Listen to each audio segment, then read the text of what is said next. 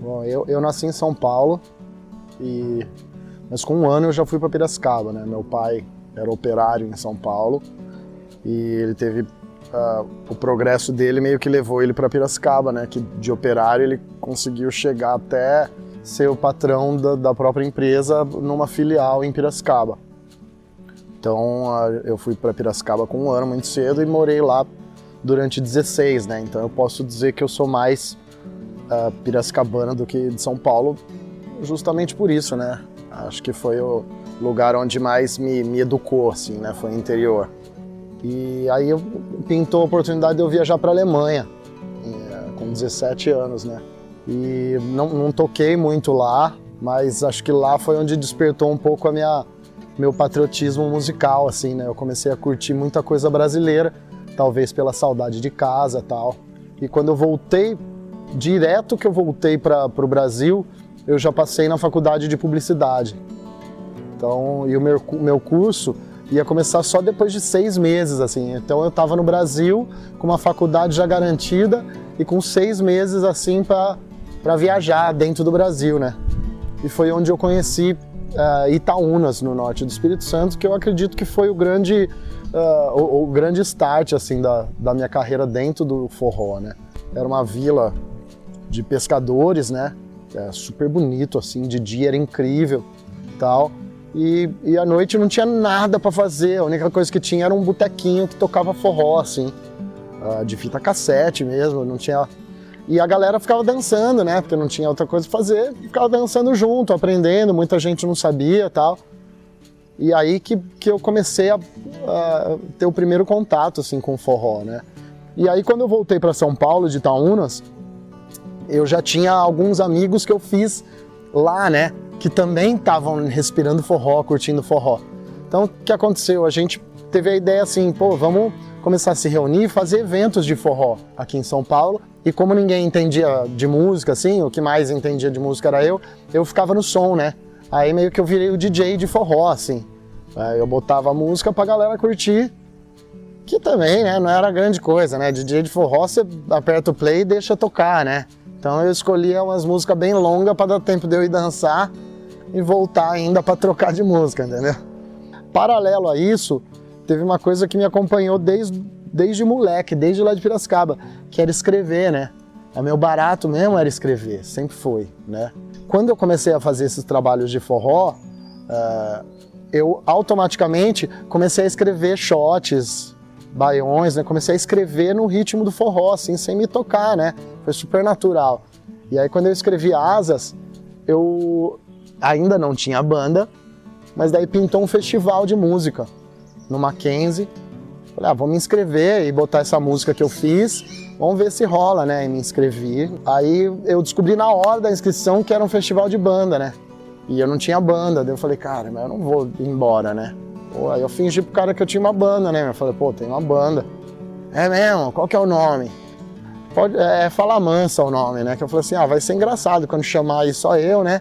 Chamar Fala Mansa, vai um cara só, vai ser interessante e tal. Só que assim, eu não quis ir sozinho no fim das contas, que eu falei, putz, vou passar mal vergonha lá, né, meu? Vou chamar os caras pra passar vergonha junto, aí dilui a vergonha, né? Aí eu já conheci o Alemão, e ele já tinha me falado que tava tocando zabumba. Aí eu falei, pô, vamos chamar uma mina, né? Pra tocar triângulo. Aí eu falei assim, não conheço uma mina que toca triângulo, mas eu conheço um cara que é cabeludo, que toca triângulo. Daí eu falei, vai, meu, beleza, né? Aí chamamos o Dezinho. E aí tocamos Asas lá, você parece um anjo, só que não tem asa. Fizemos som, cada um foi pra sua casa, eu voltei pra aula, né? E aí, meu, terminou a aula, aí eu falei, vou lá ver, né, o final do festival. E aí quando eu pisei no auditório, cara, o cara anunciou, 2º lugar, categoria música própria, Fala Mansa. Aí foi muito louco, porque eu não sabia nem quem era Fala Mansa, cara. Aí tinha um amigo meu junto, que tava comigo na inscrição, que falou, meu, acho que Fala Mansa é você, velho. Aí eu fui, né, cara, receber o prêmio, que era o 2º lugar, na verdade. E foi massa, porque quando eu saí, acho que me deu um impulso, assim, de continuar, né. Falei, pô, que massa, se a galera gostou, tem coisa aí, né. E nessa, teve um na época era um brother nosso, assim, que fazia uns eventos de forró já, né? Aí ele falou, meu, vamos fazer um evento de forró com vocês, então, em São Paulo, cara. E a gente pega uma terça-feira, que é um dia que ninguém faz festa de forró, com vocês, que é uma banda nova também, então assim, né, a gente começa do zero mesmo, né, tudo. Rolou a primeira terça-feira, acho que tinha, umas 50 pessoas, na segunda umas 70, sabe, na terceira 100, assim, foi um lance louco, cara, que em 2 meses, assim, já tava lotado, e a galera foi conhecendo as músicas, né, e nessa já tinha, né, basicamente as músicas do primeiro disco, né, Rindo à Toa, Shot dos Milagres, eram músicas que eu tava escrevendo assim, direto, né. E aí rolou esses primeiros shows, a gente sentiu a necessidade de um sanfoneiro, né, lógico, né, acho que o pilar estrutural do que a gente fazia era zabumba, triângulo, sanfona, e a gente não tinha sanfona ainda. E aí achamos o Valdir, ligamos para ele foi fazer um ensaio com a gente, né, músicas que ele não conhecia, porque a maioria era autoral, então a gente foi trabalhando, ensaiando com ele, e nesses shows ainda não dava grana, assim, então a gente, terminava, a gente tinha que pagar para ele, né, o que dava era o que dava o cachê dele, então a gente às vezes tirava do bolso para pagar o dele, até que ele mesmo falou, tá errado, né, eu tô com vocês aí, né, se for para ganhar nada, eu quero ganhar nada junto. Se for para ganhar mais, quero ganhar mais junto, né? Aí foi onde fechou mesmo os 4. Então, quando a gente começou a tocar, chegava nos lugares assim, a galera esperava uma coisa, né? E aí eu via outra. Acho que esse foi o grande lance, né, da Fala Mansa, porque tinha uma linguagem atual, né, contemporânea, e com uma musicalidade de 100 anos, né? Então, essa mistura foi, vamos dizer, foi meio que a tecla SAP, assim, para a juventude do que era o movimento, né? A molecada dançando, né? Todos os dias, todas as noites em São Paulo, em Belo Horizonte, no Rio de Janeiro, despertou a atenção dos empresários, né? Das gravadoras, né? E aí foram fazer uma reunião com a gente quer gravar um disco de forró aí com vocês, né? Beleza, mano. E a gente nessa já preparando o nosso disco de autorais, né? Do nosso jeito também, tudo errado, né? Então eles pegaram um negócio que tava ruim, deixaram pior ainda, sabe, assim? E aí acreditaram naquilo, né? Começaram a investir naquilo e mandaram pras rádios, né? E as rádios, mano, quando ouviram pela primeira vez, os caras desacreditavam, né? Porque ninguém aceitava, pediram pra gravar a versão verão, sem sanfona, com sanfona mais baixa, uns pediam para tocar mais num ritmo mais reggae, para tocar na rádio. Então, saímos fazendo umas gravações que, nem a gente acreditava, né? Eu acho que a dificuldade veio muito com preconceito, né? Um preconceito musical muito grande, né?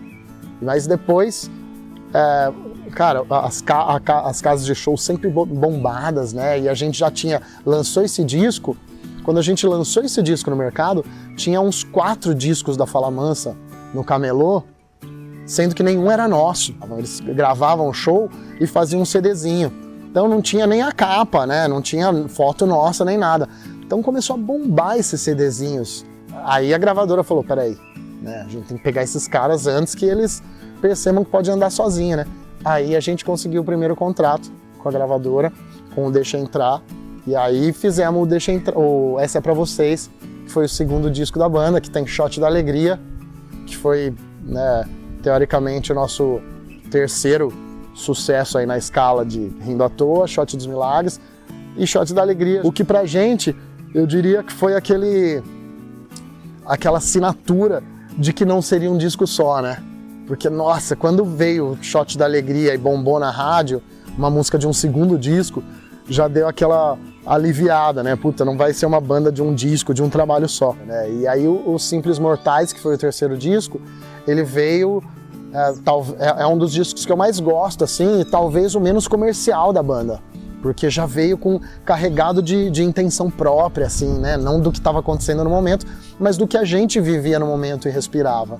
E foi o momento também que a gente já começou a analisar o mercado dando uma amansada em relação ao forró. Então, já foi uma intenção nossa também de começar a tirar o pezinho dessa coisa de que era um defensor de um estilo, né? Porque a Fala Mansa não é um defensor de um estilo.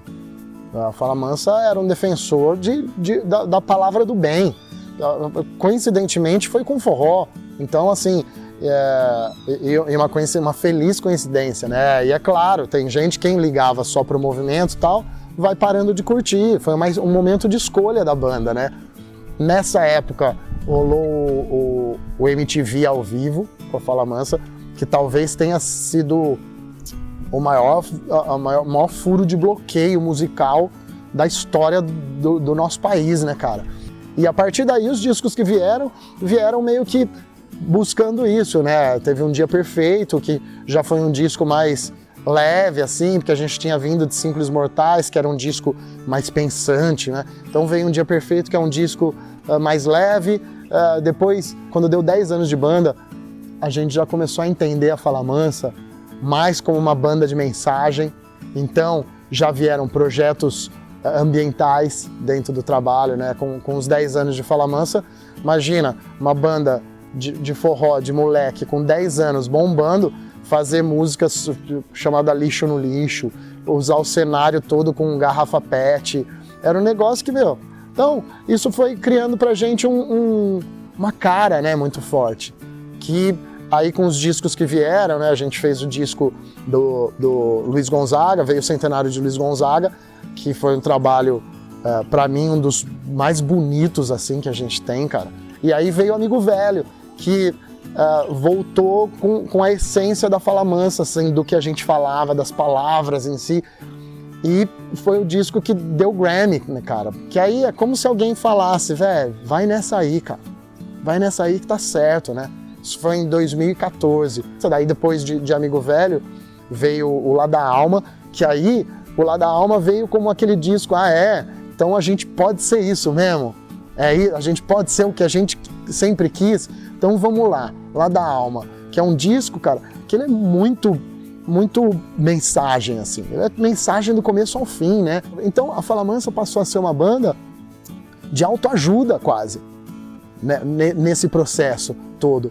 E aí Lá da Alma veio como um disco que eu vejo Lá da Alma como uma bula, cara, uma bula de remédio. Você acha ali em Lá da Alma a resposta para qualquer problema interior, qualquer problema psicológico, tá tudo ali, entendeu?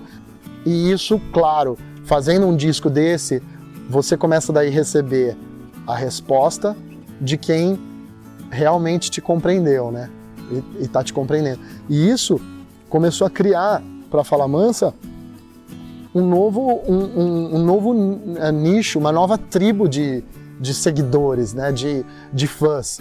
E aí passou Lá da Alma, que foi um disco bem carregado de mensagem, veio a intenção do DVD, né? Nós fomos gravar lá em Itaúnas, onde eu comecei a história aqui, né?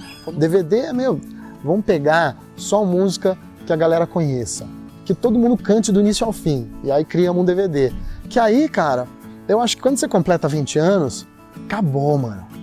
Sabe, assim, você tá ali com a sua estante dos seus produtos, vamos dizer, que é cada musiquinha ali na estante da vida, que você não precisa nem estar mais aqui, sabe, assim, porque tá tudo ali plantadinho, né? A gente tem, acho que cada um na sua profissão tem a ambição de ver acontecer, né? E isso dá aquela relaxada, cara, no trabalho, assim. A gente pensa muito no imediatismo, né? Na música, no audiovisual, em tudo, né? Mas você pode fazer, dia após dia, algo que você acredite e que seja bonito, né? Que seja inspirador. Extrai o que vem da sua mente. Às vezes pode ser a coisa mais louca hoje. Amanhã pode ser tendência.